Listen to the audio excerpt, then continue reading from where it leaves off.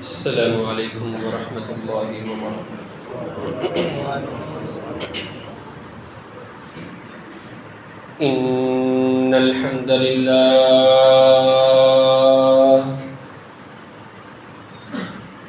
نحمده ونستعينه ونستغفره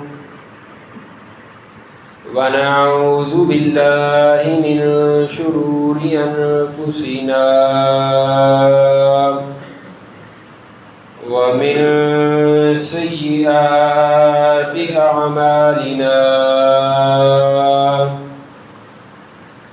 من يهده الله فلا مضل له ومن يضلله فلا هادي له وأشهد أن لا إله إلا الله وحده لا شريك له ونشهد أن محمدا عبده ورسوله يا أيها الذين آمنوا اتقوا الله حق تقاته ولا تموتن إلا وأنتم مسلمون يا أيها الناس اتقوا ربكم الذي خلقكم من نفس واحدة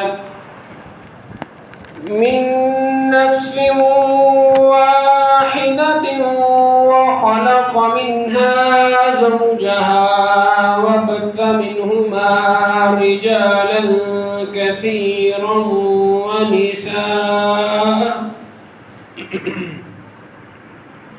واتقوا الله الذي تساءلون به والأرحام إن الله كان عليكم رقيبا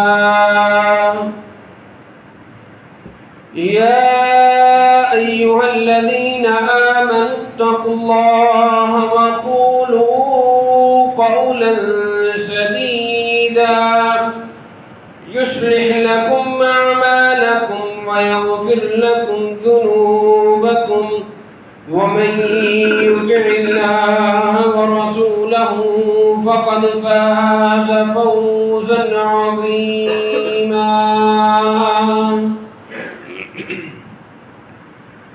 أما بعد فإن أصدق الحديث كتاب الله وأحسن الهدي هدي محمد صلى الله عليه وسلم وشر الأمور محدثاتها وكل محدثة بدعة وكل بدعة ضلالة وكل ضلالة في النار رب اشرح لي صدري ويسر لي أمري واحلل عقدة من لساني يفقهوا قولي اللهم انفعنا بما علمتنا وعلمنا ما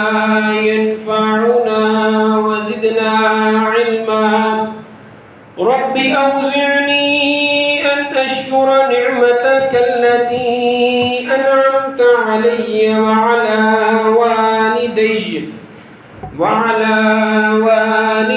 وأن أعمل صالحا ترضاه وأصلح لي في ذريتي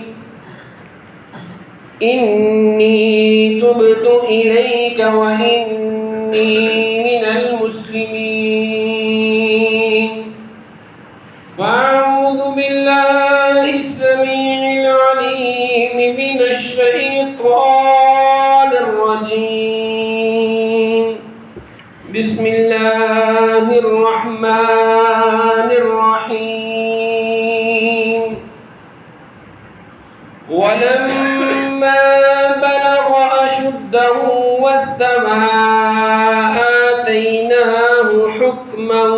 وعلما وكذلك نجزي المحسنين.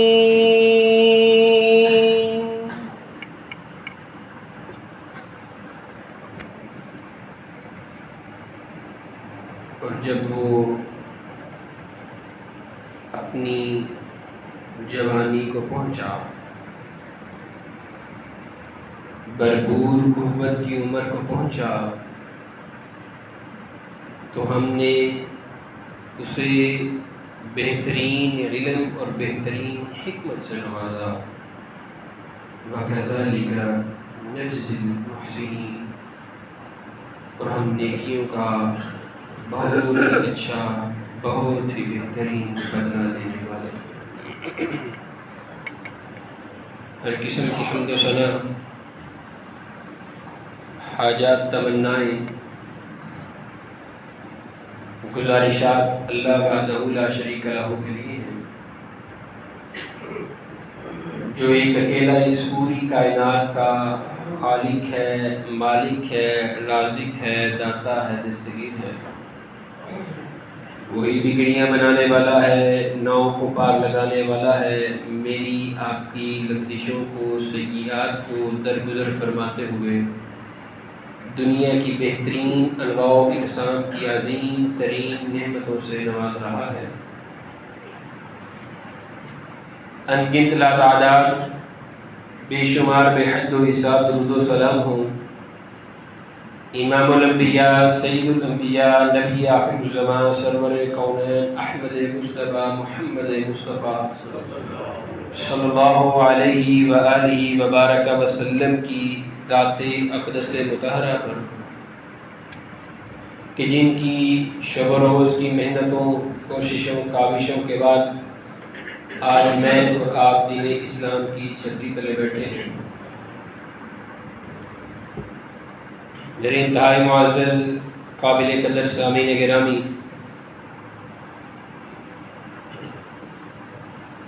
انسان بحیثیت مسلمان جب قرآن مجید کا مطالعہ کرتا ہے، ایک انسان بحیثیت ایمان والا ہونے کے ناطے جب قرآن مجید کا غور و خوض کے ساتھ، ترجمہ، تشریح، تفسیر کے ساتھ قرآن مجید کا مطالعہ کرتا ہے، تو اس کو پڑھے گئے تمام الفاظ کے عوض جہاں اللہ احکم الحاکمین ثواب عطا کرتے ہیں، وہیں اللہ اس کو قرآن مجید سمجھنے اور اس پر عمل کرنے جیسی قوت بھی عطا کر دیتے ہیں. بسا اوقات قرآن مجید کا مطالعہ کریں تو یہ بات معلوم ہوتی ہے کہ یہ کتاب تو اللہ احکم الحاکمین نے نبی کریم صلی اللہ علیہ وآلہ وسلم کے اوپر نازل فرمائی ہے. اس کتاب میں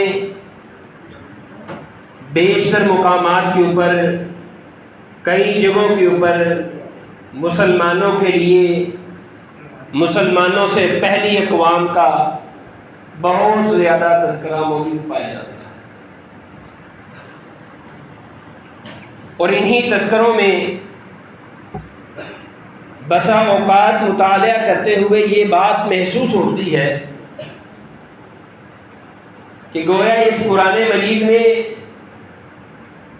مسلمانوں کی بجائے یہودیوں کا یا دوسری اقوام کا مسلمانوں سے کہیں زیادہ تذکرہ موجود ہے. حالانکہ اللہ احکم الحاکمین نے ان کے اوپر الگ الگ اپنی ایک آسمانی کتاب اتاری.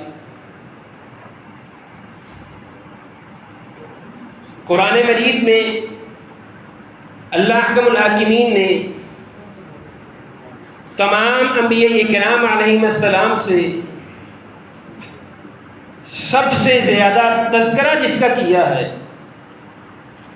اللہ احکم الحاکمین نے سب سے زیادہ ڈائریکٹلی نام لے کر اگر کسی کو پکارا ہے تو ہمارے آپ کے خیال اور امید میں ہوگا کہ یہ نبی کریم صلی اللہ علیہ وآلہ وسلم ہوں گے، لیکن ایسا نہیں ہے۔ قرآن مجید میں اللہ احکم الحاکمین نے سب سے زیادہ بالواسطہ یا بلا واسطہ ڈائریکٹلی اگر کسی کو مخاطب کیا ہے تو وہ سیدنا موسیٰ علیہ السلام کہ ایک محتاط اندازے کے مطابق تقریباً 130 سے زائد مرتبہ اللہ احکم الحاکمین نے قرآن مجید میں سیدنا موسیٰ کو ڈائریکٹ مخاطب کیا۔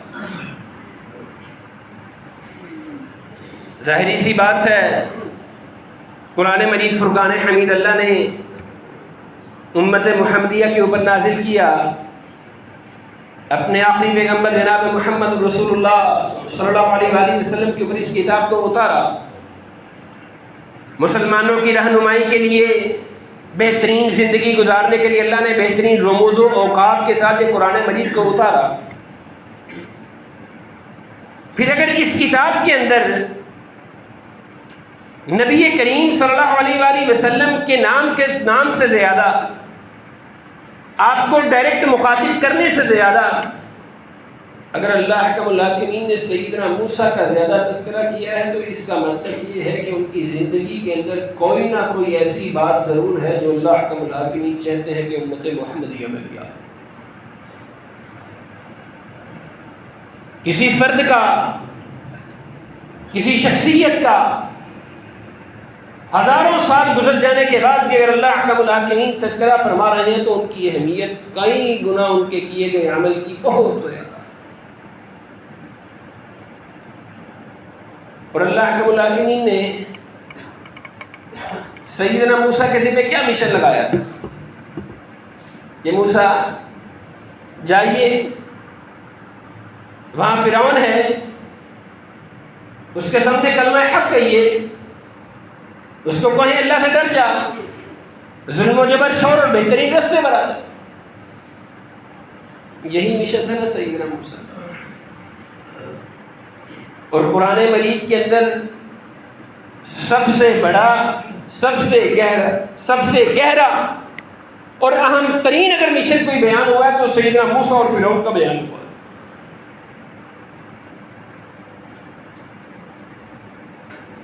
اور جب اللہ احکم الحاکمین نے نبی کریم صلی اللہ علیہ وآلہ وسلم کو 40 سال کی عمر میں نبوت سے سرفراز فرمایا، اللہ نے خود ان کو علم سکھایا، وحی دی، دین سکھایا، اسی علم، دین اور وحی کے ذریعے نبی کریم صلی اللہ علیہ وآلہ وسلم نے اس کائنات کے اندر، اس زمین کے اوپر دین اسلام کو پھیلانے کی جد و جہد اور کوشش کی۔ سیدنا موسیٰ علیہ السلام کی طرف اس طرح کا کوئی سسٹم نہیں تھا، اور اللہ احکم الحاکمین کے ذمہ، اللہ نے ان کے ذمہ یہ بات لگائی کہ اس علاقے کی طرف جاؤ جہاں پر کم و بیش 1000 سال کے قریب ظالم جابر فرعونیت کے حکمران موجود ہیں۔ ان لوگوں کے پاس، اس علاقے کے پاس جاؤ کہ جس علاقے کے اندر خود سیدنا موسیٰ وہاں سے فرار ہوئے ہیں، ان علاقوں کے لیے وانٹیڈ ہے، ان کو ضرورت ہے ان کی۔ ایک دفعہ کسی اسرائیلی نے کہا مجھے یہ تنگ کر رہا ہے، موسیٰ مجھے اس سے چھڑائیں۔ سیدنا موسیٰ آگے ہوئے، صرف اس کو تکلیف دینے کے لیے، ضرب لگانے کے لیے آپ نے اس کو ایک تھپڑ یا مکہ جڑا، اس تھپڑ اور مکے کی وجہ سے وہ مر گیا، نیت اور ارادہ نہیں تھا۔ یہ معاملہ اتنا بڑا کہ سیدنا موسیٰ کو اس علاقے سے نکلنا پڑا۔ پھر جب اللہ احکم الحاکمین دوبارہ سیدنا موسیٰ کو اسی علاقے میں بھیج رہے ہیں کہ جس علاقے میں جن لوگوں کا ایک انہوں نے آدمی مارا ہوا ہے اور قتل کے شبے میں وہ ان کو قتل کرنا چاہتے ہیں، نعوذ باللہ سزا دینا چاہتے ہیں، اللہ احکم الحاکمین نے سیدنا موسیٰ کو دوبارہ اسی کے پاس بھیجنے کے بارے میں اپنے احکامات صادر فرمائے۔ اور اللہ احکم الحاکمین جب اس دنیا کے اندر کسی شخصیت کا انتخاب کرتے ہیں تو اللہ ان کے دل کی کیفیت ایسی بدل دیتے ہیں کہ ان کے دل میں کسی قسم کا ڈر اور خوف نہیں رہتا۔ اسکول میں بچے آپس میں کھیل رہے ہیں، کسی بچے نے کسی کے ٹفن سے کچھ کھا لیا ہے نا، دوسرے دن اس بچے کے سامنے نہیں جاتا کہ پتہ نہیں کیا کرے گا، اور کہاں سے جائے کہ یہ ایسی شخصیت کہ جن علاقوں کا جن لوگوں کا ایک مرد مارا بھی ہوا ہے، قتل بھی کیا ہے، ضرب لگائی وہ قتل ہو گیا، وہ مر گیا، انہی کے پاس دوبارہ جا کر کلمہ حق کہنا ہے۔ اور کہنا کیا ہے؟ فرعون کیا کہا کرتا تھا؟ انا ربکم الاعلی، اور سیدنا موسیٰ کی کیا ذمہ داری لگائی؟ آپ نے جا کر کیا کہنا ہے کہ تو خدا نہیں، اللہ اوپر ہے، ہم اس کے بھیجے ہوئے بندے ہیں، میں اللہ کا نبی ہوں، بہترین رستے کے اوپر آ جا، حق کے اوپر آ جا، ظلم کو چھوڑ دے، بربریت کو چھوڑ دے۔ اور اس سے اہم بات اگر اللہ احکم الحاکمین کی یہ پہلے کی پلاننگ ہوتی نا تو طبیعت ذرا تھوڑی مختلف ہوتی۔ 8-10 سال کی بکریاں چرانے کی مدت ملازمت مکمل ہونے کے بعد جب اپنے گھر والوں کے ساتھ نکل رہے ہیں، رستے کی طرف گامزن ہے،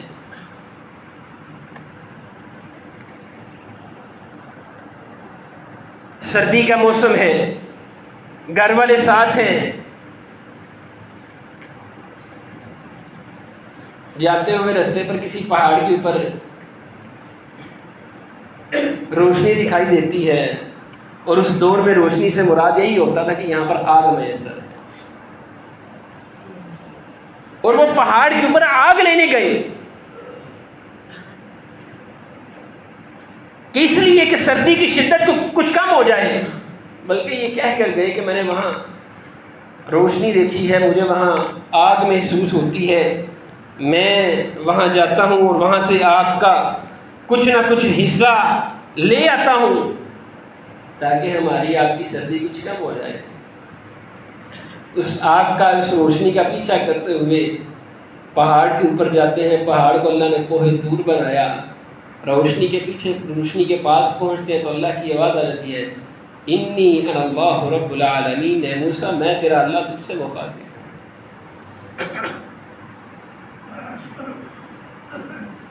اور اس پہلے مخاطب ہونے کے اندر ہی اللہ احکم الحاکمین نے سیدنا موسیٰ کو فرعون کے ساتھ کلمہ حق، اللہ کی طرف رجوع اور ظلم و بربریت کے خاتمے کا ذمہ سونپ دیا۔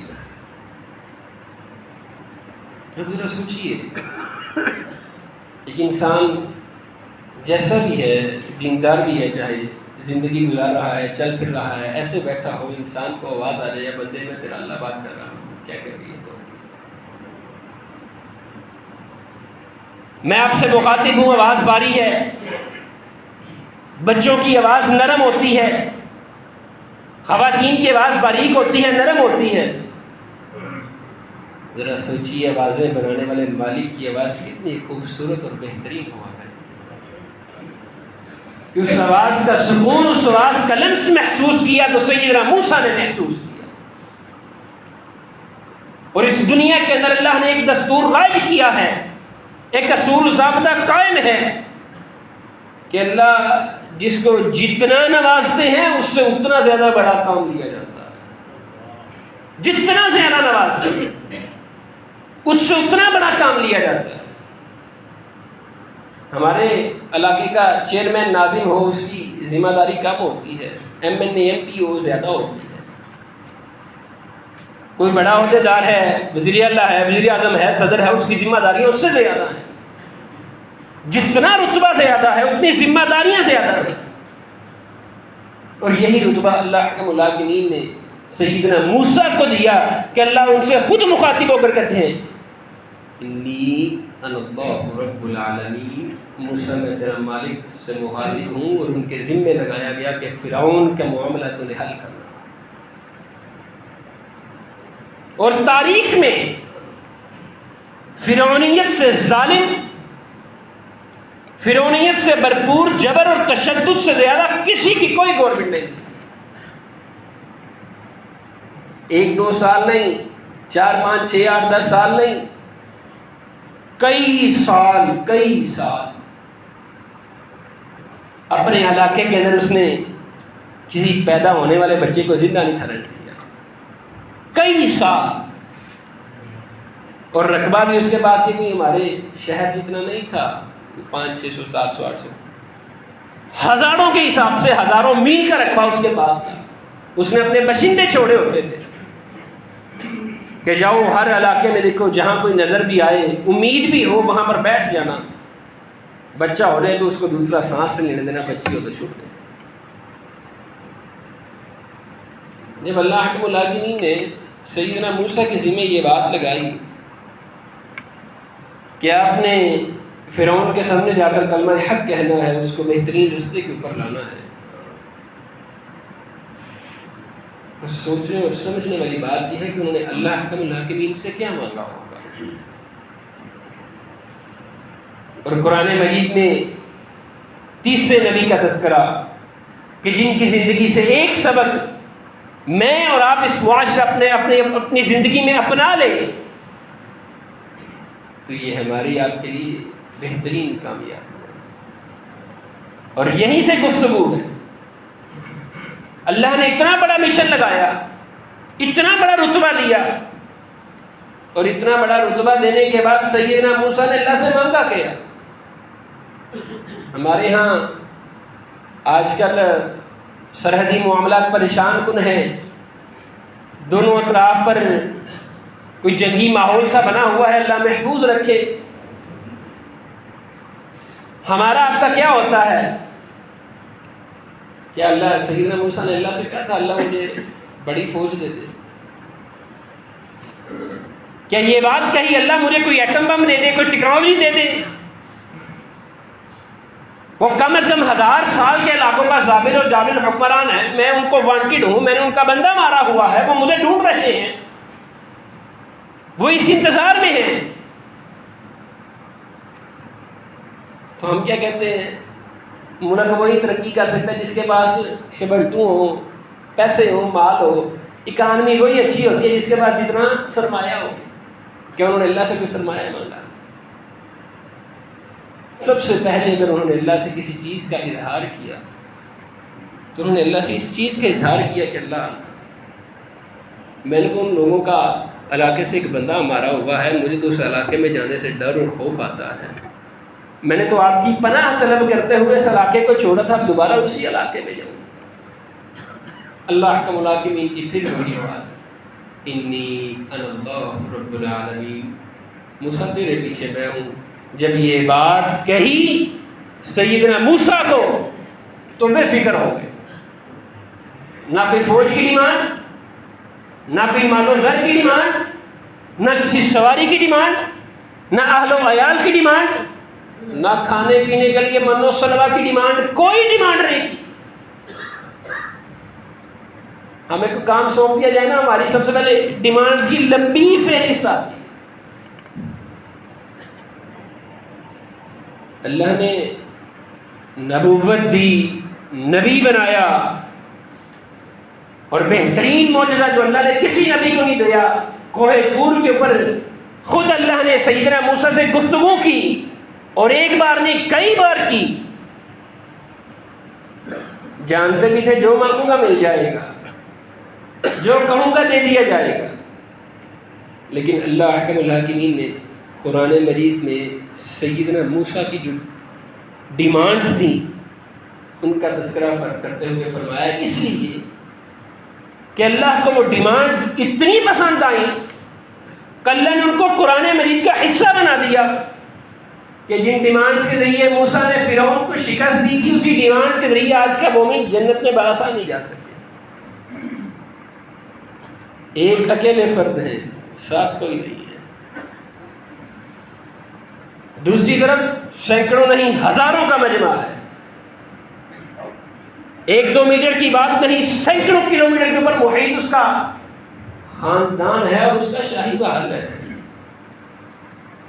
اور اسی کے سامنے جا کر اسی کو یہ بات کہنی کہ تو غلط ہے، تو غلط کر رہا ہے، اللہ سے ڈر جا، صحیح رستے پر آ جا. تو سب سے پہلے انہوں نے اللہ احکم الحاکمین سے کیا مانگا؟ رب اشرح لی صدری، اللہ مجھے شرح صدر فرما دے، اللہ میرے سینے کو کشادہ فرما دے، اللہ مجھے اطمینان دے، اللہ اس سینے کو سمندروں جیسا ظرف دے. ہمارے آپ کے لیے تو معمولی سی بات ہوگی نا جی، روز سنتے ہیں پڑھتے ہیں، کوئی گال نہیں، رب اشرح لی صدری. پس منظر یہ ہے اکیلا فرد جب اللہ احکم الحاکمین نے حکم دیا فرعون کی بارگاہ میں، اس کے دربار میں جانے کا، اس کو کلمہ حق دعوت دینے کا، سب سے پہلے جو اللہ سے ڈیمانڈ کی رب اشرح لی صدری، اللہ میرے سینے کو کھول دے، ظرف بڑھا دے، مجھے قوت، طاقت، اعتماد، یقین، کانفیڈنس دے دے. کیونکہ جب انسان کو بہترین اعتماد، یقین اور کانفیڈنس مل جاتا ہے نا، تو انسان کے دل میں جون سا بھی عمل ہو، جون سی بھی نیت ہو، وہ پایہ تکمیل تک پہنچ جاتی ہے. کہتے ہیں نا نیتوں میں کھوٹ ہو تو کچھ مل نہیں پاتا، اور کانفیڈنس دیکھنا ہو تو سیدنا سعد بن ابی وقاص رضی اللہ تعالی عنہ کا دیکھیے. مکہ کے اندر ان کی اپنی ماں سے محبت کی مثالیں دیا کرتے تھے لوگ، اتنی اپنی ماں سے محبت کرتے تھے. اللہ معاف فرمائے، ہم سے آج نہیں ہوتی.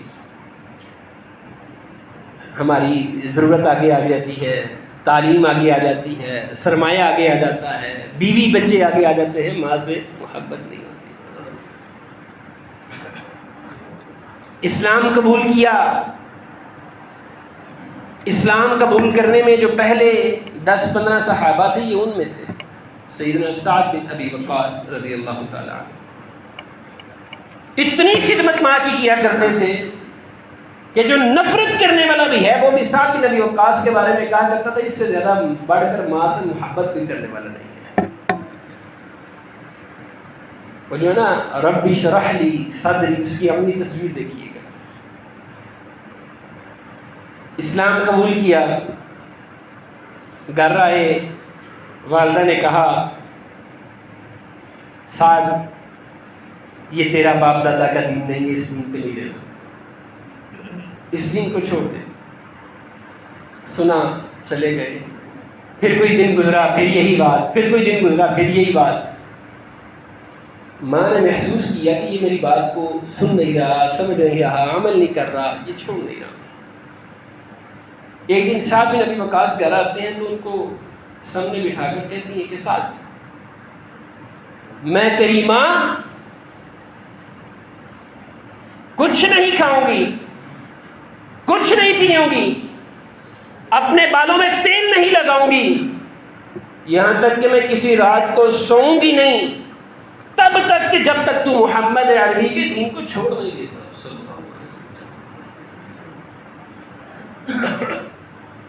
ہمیں بھی اس طرح کی کوئی ڈیمانڈ آ جائے نا، ہمارا رویہ ہی مختلف ہو جاتا ہے. ہمیں والدین بھی کام کہتے ہیں نہیں ایسے نہیں تو ویسے کر دیں، ہمارے پاس بہانے ہی بے شمار ہیں.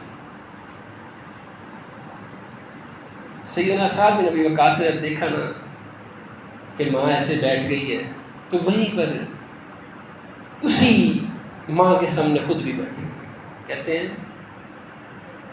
آپ میری ماں ہیں، آپ نہیں کھائیں گی تو میں بھی نہیں کھانا. ہم نے ہوٹل میں کھانا کھانا ہے، ماں گھر میں دال کھائے گی. بچوں کا دل کر رہا ہے کہ آپ صاحب کوئی بات، ماں کا دل نہیں کرتا. آپ صاحب ماں بوڑھی ہو گئی ہے. خیر سعد بن ابی وقاص کو دیکھیے، ماں بھی مسلمان نہیں ہے، کہتے ہیں ماں نہیں کھائے گی، سعد بھی نہیں کھائے گا. ماں نہیں پیے گی، سعد بھی نہیں پیے گا. ماں نہیں تیل لگائے گی، سعد بھی کنگھی نہیں کرے گا. ماں نہیں سوئے گی، ساتھ بھی نہیں سوئے گا. کہا ہی نہیں، عمل کر کے بھی دکھلایا. ایک دن گزرتا ہے، 2 دن گزرتے ہیں، 3 دن گزر جاتے ہیں، کسی قسم کی رد عمل میں دونوں طرف سے کوئی تبدیلی نہیں ہے، نہ ماں کی طرف سے نہ سعد کی طرف سے رضی اللہ تعالی. چوتھا دن آتا ہے، سیدنا سعد دیکھیے جب ربی شرح لی صدری، اللہ مجھے شرح صدر پر فرما، اللہ اعتماد، قوت، یقین، کانفیڈنس دے. چوتھے دن اپنی ماں کے سامنے بیٹھتے ہیں اور کہتے ہیں، ماں آپ نہیں، آپ جیسی اللہ مجھے 100 مائیں دے، اور ہر ماں پچھلی ماں سے بڑھ کے محبت کرنے والی ہو، اور ہر ماں دین محمد عربی کے دین کی وجہ سے میرے سامنے ناراضگی رکھے، بھوکی رہے، پریشان بھی رہے، بیمار ہو کر تڑپ تڑپ کر بھی مر جائے، تو کہتے ہیں اے میری ماں، 1 ماں نہیں، 2 نہیں، 10 نہیں، 100 مائیں بھی مر جانا، میں محمد عربی کو دین کو چھوڑنے والا نہیں. اتنے اعتماد سے بات کہی، بات مکمل نہیں ہوتی تو ماں سامنے پڑا کھانا کھانے لگ جاتی ہے. یہ اعتماد، یہ یقین سیدنا موسیٰ نے اللہ سے مانگا، ربی شرح لی صدری، اللہ اس کو ظرف دے کہ میں جن کو وانٹیڈ ہوں ان کے سامنے جاؤں، فرعون کو بات کہوں تو وہ کانپنے لگ جائے. اور پھر اللہ نے وہ شرح صدر دیا بھی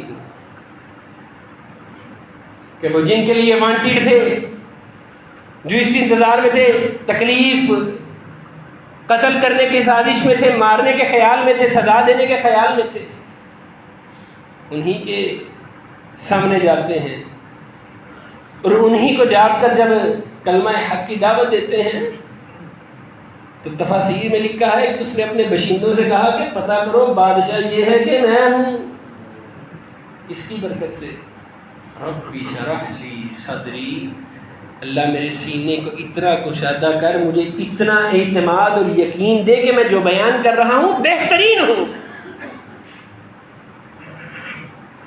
اور یہ اللہ نے کیوں قرآن مجید میں اتارا؟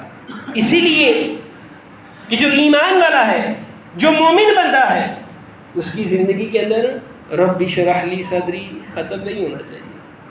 یہ اس بات کی بنیاد ہے، آپ نے کوئی کام کرنا ہو، نیا خاندان بسانا ہو، شادی شدہ زندگی شروع کرنی ہو، نیا نظام شروع کرنا ہو، زندگی کا کوئی بھی کام شروع کرنا ہو، یہاں تک کہ بچوں نے اپنی پہلی کلاس کا 1 2 3 الف بے ABC بھی سیکھنا ہو تو وہ بھی رب اشرح لی سے کہے تو اللہ کامیابیاں دیتے ہیں.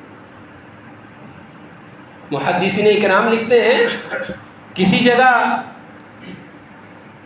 باہمی تعلق کو گہرا کرنے کے لیے جانا پڑے، ناراضگی کو دور کرنا پڑے، صلح کے لیے جانا پڑے، تو سامنے والا رویہ اپنا فرعون والا ہی رکھے، نہ کسی کی سنتا ہو، نہ مانتا ہو، نہ سمجھتا ہو، نہیں جی میں ہی ٹھیک ہوں. وہ کہتے ہیں اس کے پاس جانے سے پہلے ایمان اور یقین کے ساتھ جو ربی شرح لی صدری پڑھ لیتا ہے، اللہ اس کے معاملے کو آسان کر دیتا ہے.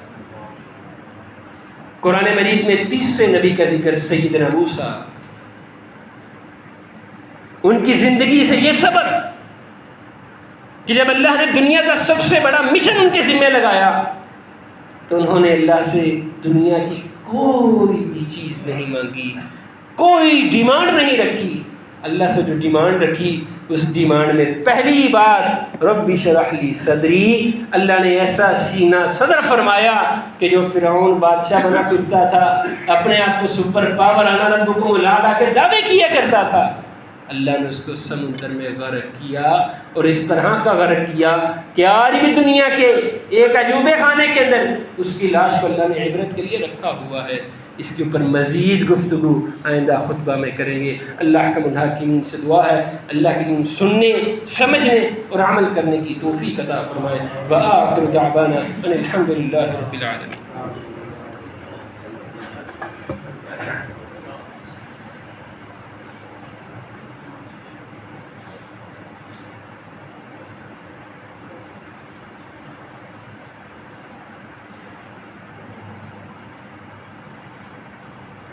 إن الحمد لله نحمده ونستعينه ونستغفره ونؤمن به ونتوكل عليه ونعوذ بالله من شرور أنفسنا ومن سيئات أعمالنا من يهده الله فلا مضل له ومن يضلل فلا هادي له وأشهد أن لا إله إلا الله وحده لا شريك له وأشهد أن محمدا عبده ورسوله اللهم صل على محمد وعلى آل محمد كما صليت على إبراهيم وعلى آل إبراهيم إنك حميد مجيد اللهم بارك على محمد وعلى آل محمد كما باركت على إبراهيم وعلى آل إبراهيم إنك حميد مجيد.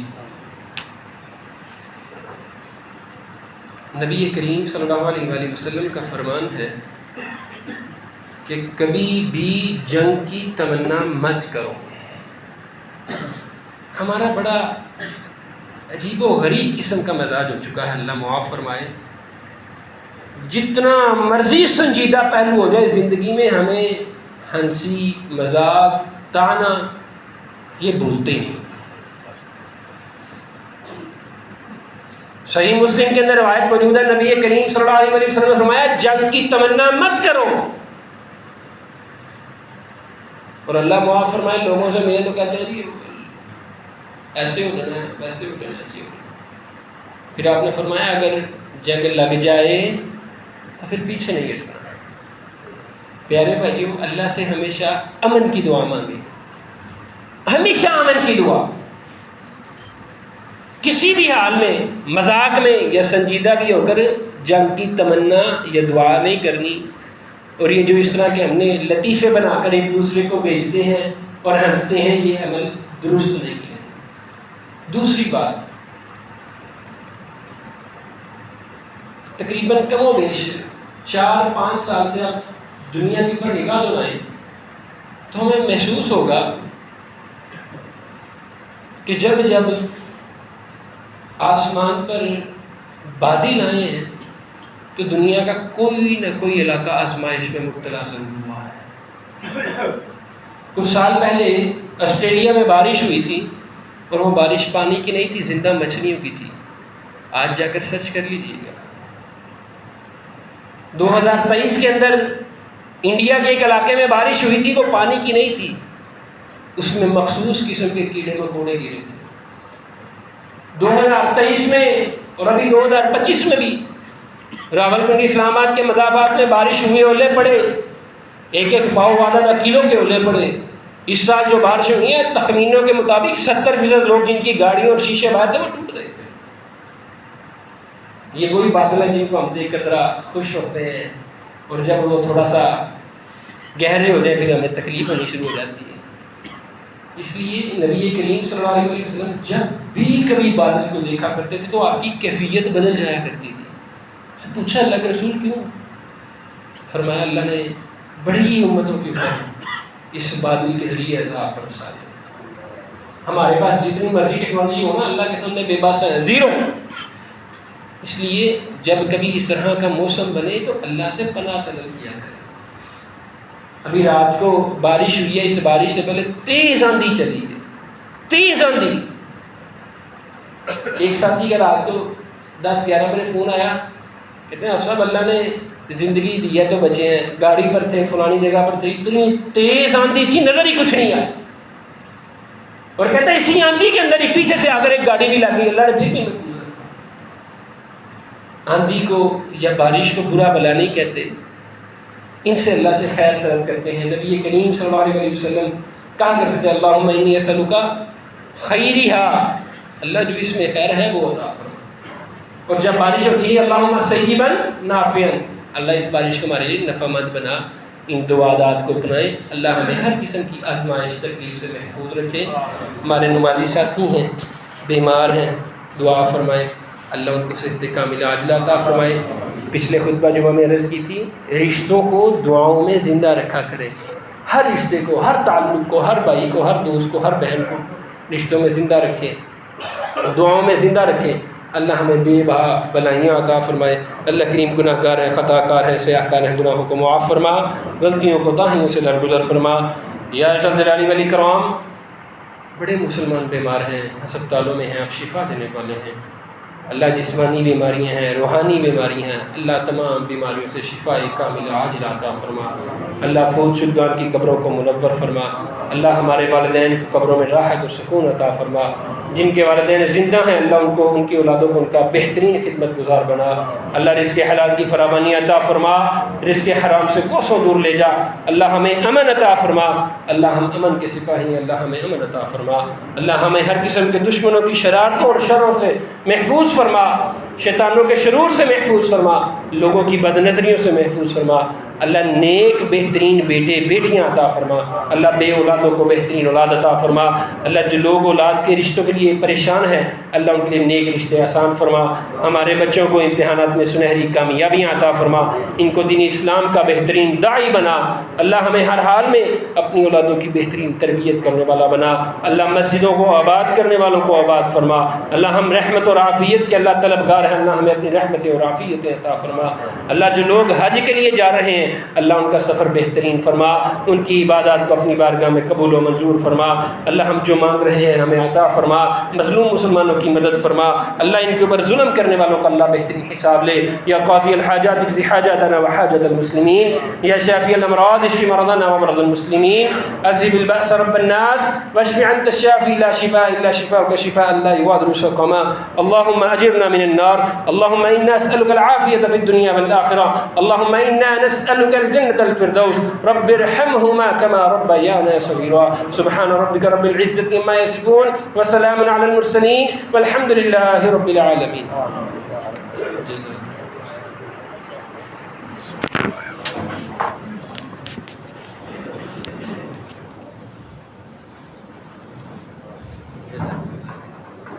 اللہ اکبر۔